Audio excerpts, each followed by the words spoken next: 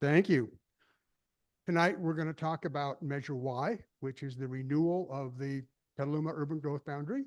We have two speakers, two well-qualified speakers. First up will be Ann Hamilton. She works for the Greenbelt Alliance, has known Petaluma for years, worked for a short time for Blue Zones. She will make the presentation. Helping her out on the side will be Terry Shore. Terry used to work for Greenbelt Alliance. Now in retirement, she's volunteering for the Sierra Club, so she's representing them this evening. Those are 2/3 of the advisory committee for the Yes on Y committee. The other third is me, and they've done a lot more work than I have. So they have asked that we not make any or ask any questions during the presentation. The presentation is short, and there will be a lot of time afterwards for Q&A. So I would appreciate that. Ann, the floor is yours.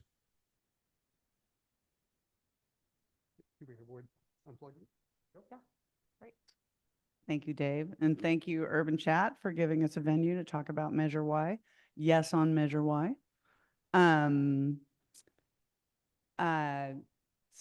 yeah, I got to do this part. Sorry, I wasn't expecting to hold a microphone, but I won't sing. No, it's fine.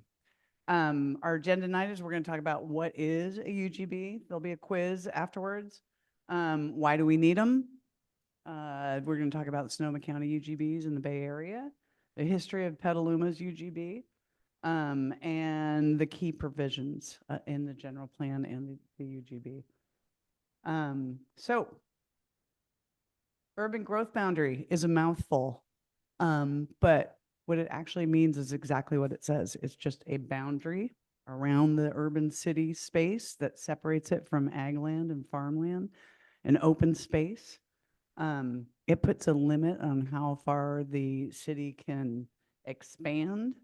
It gets put on the ballot typically, so it's voter approved, not just a policy. And it usually goes for a fairly long period of time. Ours is 25 years. And different cities call it different things. Sometimes it's called growth limits, or simply growth boundaries. And Petaluma's, so this is my segue into the next thing. I have to do it differently. Part of what makes Petaluma special is that it's got its open space and farmlands. People love living here. People love visiting here. And so because this topic is not just about policy, we're bringing in a little bit of a creative, artistic element to remind us why we care about having an urban growth boundary. So, urban growth boundary haiku number 1. City's edge drawn tight, fields whisper of their old dreams, boat houses and nature. Provided by our mayor, Kevin McDonald. And it's beautiful, and it captures why we're here. So why do we need an urban growth boundary? Obviously, it protects our natural farmlands, food security, habitat. It provides space for recreation. And obviously, if we can keep development inside the city's boundaries, we're preventing sprawl, which is a climate-smart, sustainable solution for housing. We're also reducing driving and gas emissions by keeping services close together and walkable, and also city service, like cheaper access to city services. And with the wildfire risks, there is the natural buffers that are created through open space significantly reduce our city's exposure by creating a landscape level buffer, and create spaces for emergency services to set up in. Hold on, I got to keep these things tied together here. Urban growth boundary 2. Urban growth boundary haiku number 2. Farms and homes coexist. Plans to improve all our lives.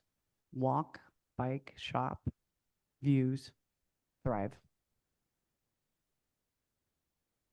Aren't those beautiful? Okay, so our urban growth boundary in Petaluma. First of all 9 cities in Sonoma County have urban growth boundaries, whether you knew it or not. Petaluma was one of the first to get in as a policy and then voter approved. I think it was 1998. And at this point in time, you know, they used to be very controversial. And at this point in time, most of the cities have already passed and renewed their urban growth boundaries twice, or at least once. Okay, UGB haiku number 3. Cities stretch and rise. Nature's edge marked by lines thought. Balance lost and found. I know, I feel like we should. So Kevin, thank you. These are beautiful. Okay, now we're in the history part. So in 72 is when we first started talking about some type of boundary, and it was the environmental design plan, and it was actually more, it was a policy in the general plan. And all the way to 78, I think actually we started talking about it in 72, and by 78 it became a policy. And then in 1987, the lower little bubble down there, it got modified. And then by 1998, it actually got put on the ballot and voted on by citizens. Has 79% approval rating, which is pretty astounding. And it was voted in for 20 years. And then in 2010, we renewed it early to get into alignment with the general plan. So it went for a vote. Did it go through the whole voter process again? Okay. So it got extended till 2025. And now it expires and we're ready to renew it for another 25 years. Look, urban growth boundary haiku number 4. Keep the beauty close and friendly neighbors nearby. Vote yes on Measure Y. Thank you, Kenna. Okay, this is our map. So here you go. What is the urban growth boundary? This is what it is. It's this red line around the town. And just to keep in flavor with what we're doing, I'm going to describe the urban growth boundary with a haiku by our own Terry. To the west, the Red Barn. North, Smart Station to Southgate. East to Adobe. South, north, east, west, south, south. What's south? We left off. Wait, west to the Red Barn, north Smart Station to Southgate, east to Adobe.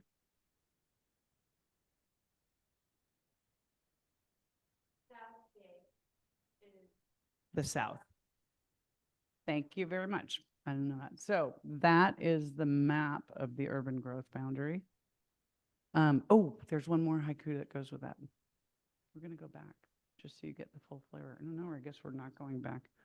An estuary runs through, joining east and west. The UGB binds. What? We're not going back. We're never going back. Yes, Google Drive is in charge. Yeah, I know. Isn't this one beautiful? An estuary runs through, joining east and west. The UGB binds. That's another one by Terry. Yeah. Yep. Okay, so the urban growth boundary and housing. You know, the urban growth boundary tells you what to build, tells you where to build, not what to build. And, you know, the UGBs have not caused a housing crunch. That's got decades of different factors and loss of state and federal funding and high costs of building. So if that's what you've heard, it's not true. Building inside the UGB allows us to infill and build with sustainable growth and climate smart solutions. And encourages the long view and innovative and transit-oriented development.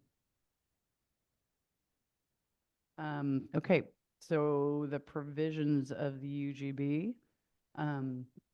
So open space, there's no urban boundary that's no development can be permitted beyond the urban growth boundary. There's no development can be served by city water and sewer beyond the urban growth boundary. It gets put on the ballot, so the citizens actually vote to approve it. And it lists, it on purpose has very narrow exceptions. Affordable housing is one of the exceptions. If the city cannot meet the state housing mandates, then city council is able to vote to expand the urban growth boundary. And from what I understand, we'll talk about this afterwards, but we technically have met our state mandates this round, I should say. And other exceptions are transit-oriented development, commercial or light space development, supporting ag or ag lands, and then the end of the UGB. I guess that's not really an exception. Yeah. Haiku number 5. Cities drawn in lines. Kevin, you can't laugh. Cities drawn in lines. Nature holds the urban breath. Hope in ballots cast. Yeah. Woo, woo, woo, woo. Okay, so the reason we picked haikus are because they are meant to capture a moment in time, and they're not always about nature, but they often are about nature, offering emotional insights. So we are hoping to get anyone who feels creative to submit a haiku to our website, and we'll post them because this Measure Y is unanimously supported. There's no opposition.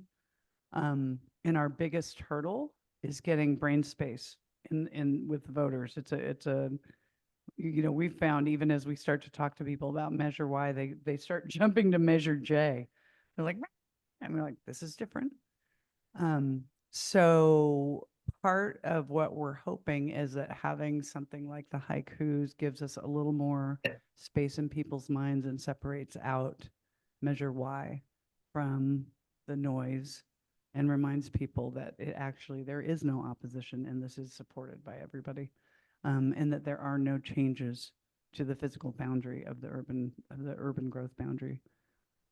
So you don't have to do it here, but if there are some written on the table and afterwards, after our discussion, if you felt like you wanted to go stand with a Measure Y sign and hold up a haiku, or just stand with a Measure Y sign and give it the thumbs up, we would love to put you on our Instagram and social media and just sort of get Measure Y on people's minds as something to support. So thank you. Our website, you can, I think everybody in this room is pretty much endorsed, except you. I'm teasing. But you send people to our website, submit a haiku, tell us where you'd like postcards dropped off. Terry will come speak for you. Do you have anything you would like to add? Yes, please get everything on the mic for the recording and for the other. Well, thank you, Annie. You did a fantastic job. Round of applause. And I just want to say at first, I thought she was totally crazy with the haiku thing. And I was like, no. But you know what? It was very cool. Very cool. So thank you for that.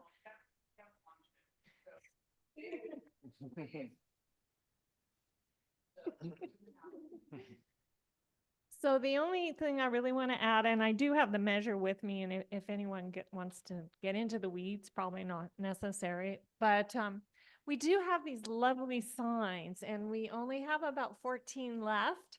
So if there's anyone in the room who has a spot they'd like to put a sign or have friends, let us know at the end of the meeting. You can pick one up, but we need to know your name and address so that we can write it down. And it's mainly because after the election is over, we all need to go pick it up and make sure they're not just out in the street.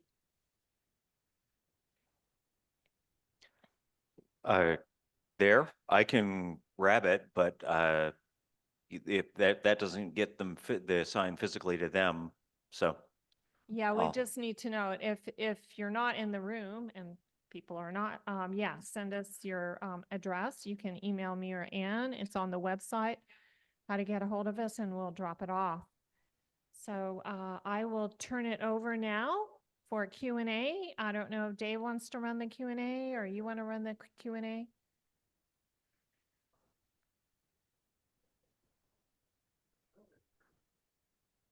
Does anyone have any questions?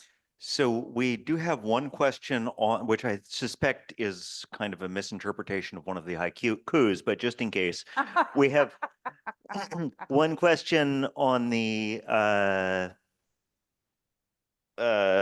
couple questions on the Zoom now.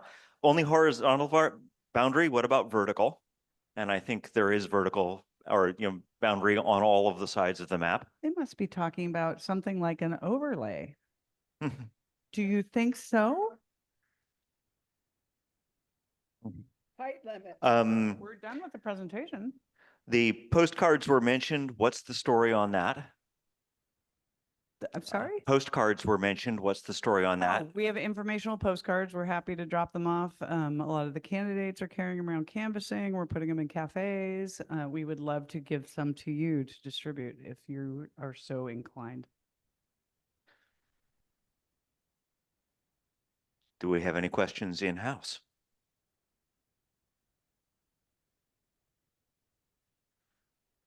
Great.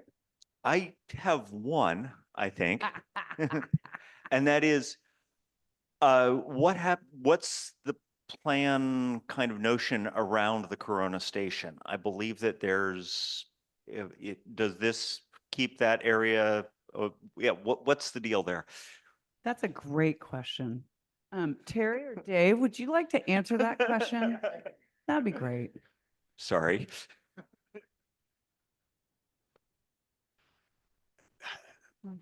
Can we go back to the slide where you showed the urban growth boundary, Oh, the map of it? yeah. I think Yeah. there's some really interesting things that come out of that map, or just some updates.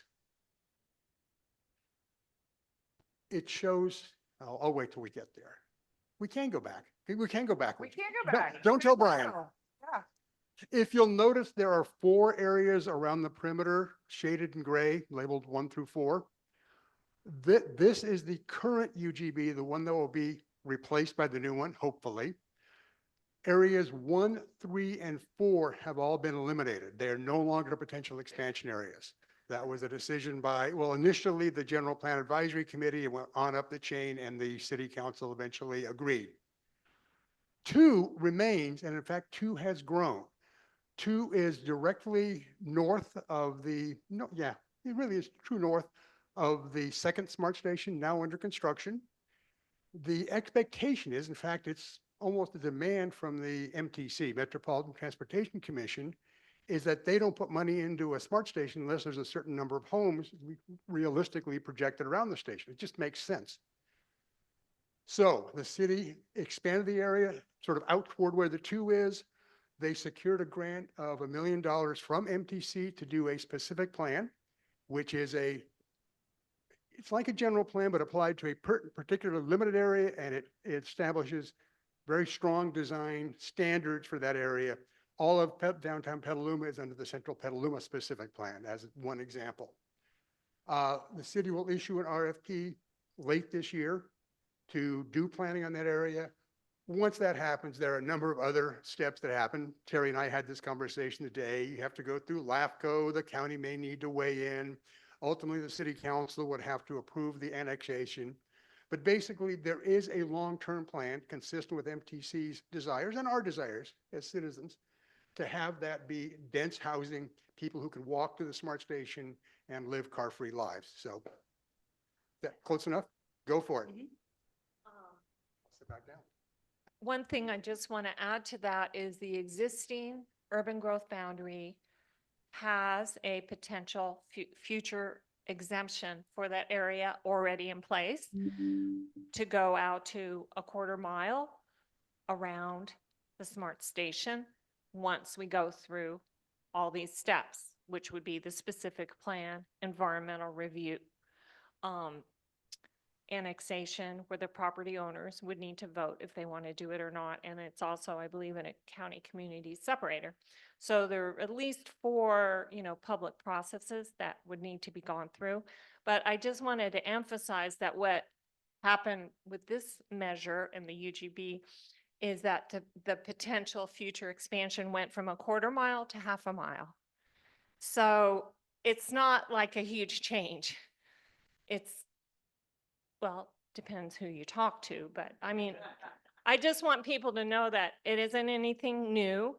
It isn't an existing expansion. No, it's down the road, but it gives the city council more flexibility if they want to go out to 1/2 mile. And part of that, I believe, was MTC, because MTC, which is, you already said what it was, considers transit-oriented development to be within 1/2 mile. Yep.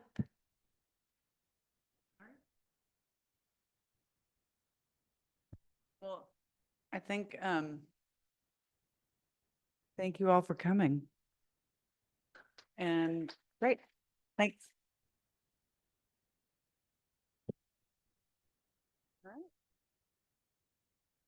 Oh, yeah. If you want to, I'd love to encourage you to come back and get your picture taken.